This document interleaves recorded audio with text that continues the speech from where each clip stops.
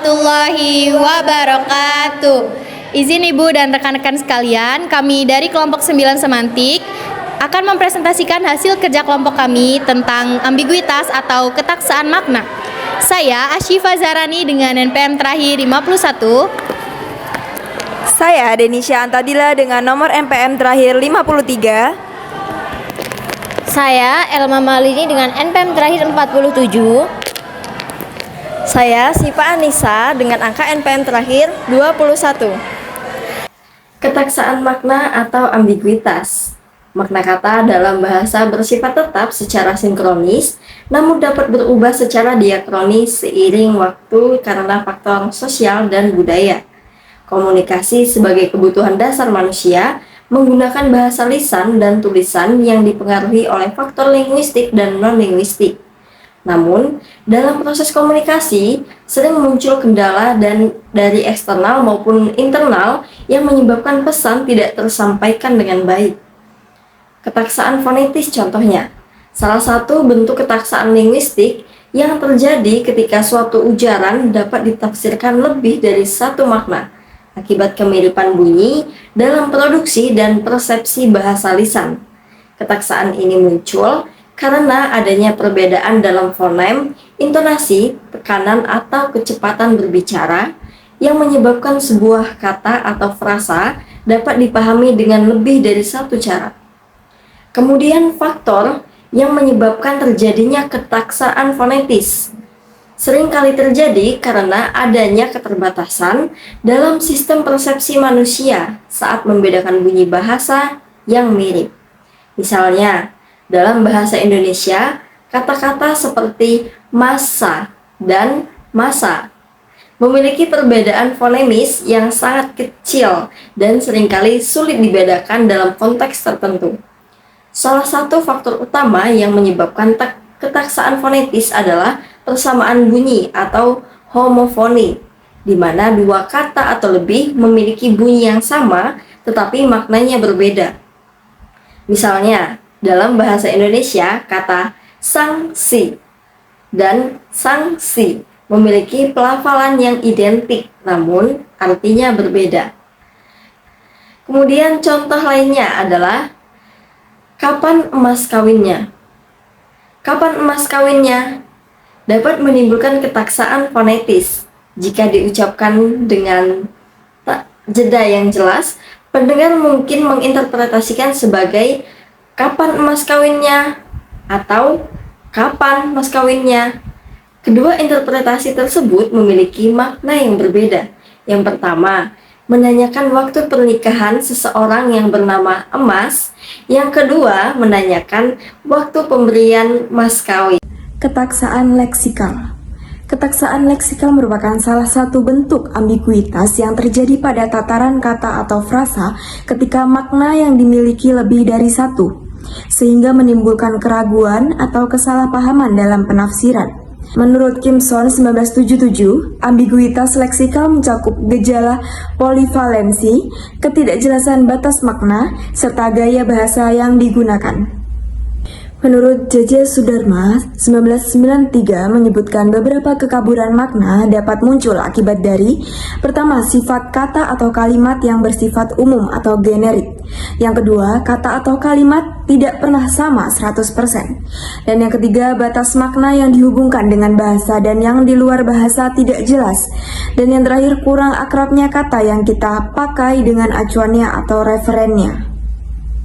Setiap kata dapat bermakna lebih dari satu dan dapat mengacu pada benda yang berbeda sesuai dengan konteksnya. Misalnya pada kata bank, mungkin mengacu kepada abang atau bank. Segi pertama polisemi, misalnya kata haram dalam bahasa Indonesia bermakna: pertama, terlarang atau tidak halal. Kedua, suci, tidak boleh dibuat sembarangan. Ketiga, sama sekali tidak, sungguh-sungguh tidak. Dan yang keempat, terlarang oleh undang-undang. Dan yang terakhir, haram jadah, anak yang lahir di luar nikah. Nah teman-teman, apa sih sebenarnya ketaksaan gramatikal itu? Kegandaan makna dalam bentuk-bentuk kebahasaan ternyata tidak hanya disebabkan oleh ketaksaan pada unsur leksikal yang menyusunnya, tetapi juga oleh cara penggabungan unsur-unsur kebahasaan tersebut dengan unsur kebahasaan lainnya.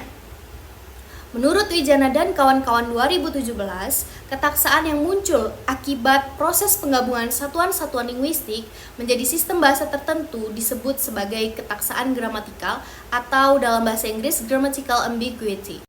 Ketaksaan gramatikal pada tataran morfologis juga dapat muncul akibat perbedaan makna yang ditimbulkan oleh sebuah morfem terikat yang sering disebut sebagai allocept.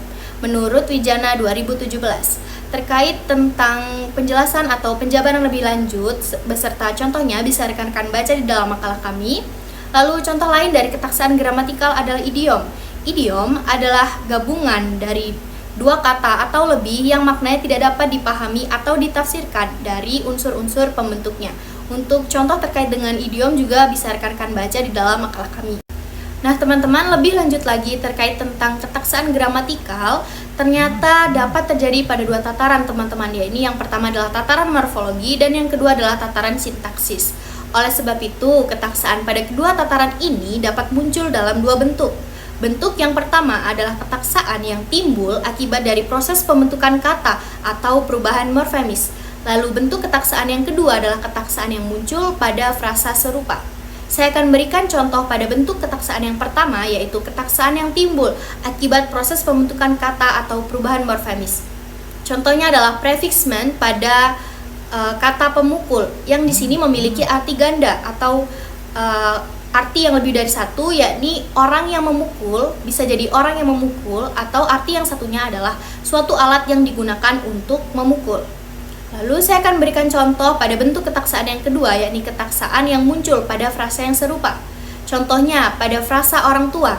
Di sini juga bisa memiliki makna ganda, yakni ayah dan ibu kandung dari diri kita atau individu yang sudah memiliki usia lanjut. Selanjutnya yang pertama adalah cara mengatasi ketaksaan fonetis atau ambiguitas fonetis menurut Halliday pada tahun 2004, yaitu yang pertama, penggunaan konteks yang lebih spesifik dalam ujaran untuk menghindari ambiguitas.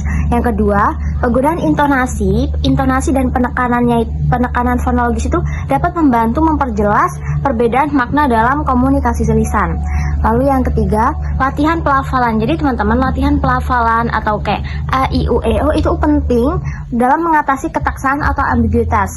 Karena dan fonetik akustik juga dapat digunakan untuk membantu penutur membedakan bunyi yang serupa namun bermakna berbeda.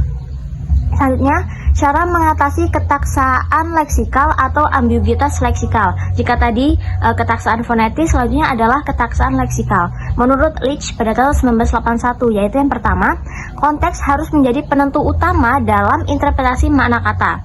Yang kedua, dalam tulisan, penggunaan sinonim yang lebih spesifik atau pengembangan kalimat yang lebih eksplisit dapat membantu menghindari ambiguitas leksikal. Selanjutnya adalah solusi mengatasi ketaksaan secara gramatikal atau ambiguitas gramatikal menurut Chomsky pada tahun 1957 dengan teori transformational generative grammar, yaitu yang pertama adalah struktur sintaksis suatu kalimat itu dapat dipresentasikan dalam bentuk pohon sintaksis. Untuk apa? Jadi, yaitu dengan dipresentasikan dengan bentuk pohon sintaksis itu dapat memperjelas makna yang diinginkan. Yang kedua, untuk mengatasi ketaksaan dalam tulisan, penggunaan tanda baca yang tepat serta penyusunan ulang frasa agar lebih eksplisit sangat-sangat disarankan. Kesimpulan dari materi yang telah kami sampaikan adalah ketaksaan adalah fenomena linguistik yang terjadi ketika kata, frasa, atau kalimat memiliki lebih dari satu makna. Nah, yang dapat muncul pada tingkat fonologis, morfologis, dan sintaksis. Jenis-jenis ketaksaan ini meliputi ketaksaan fonetis yang disebabkan kemiripan bunyi, ketaksaan leksikal akibat polisemi atau homonimi, serta ketaksaan gramatikal karena struktur sintaksis yang memungkinkan interpretasi ganda.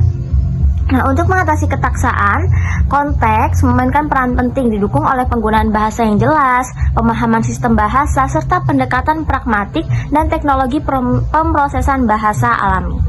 Terima kasih dan selamat menyaksikan.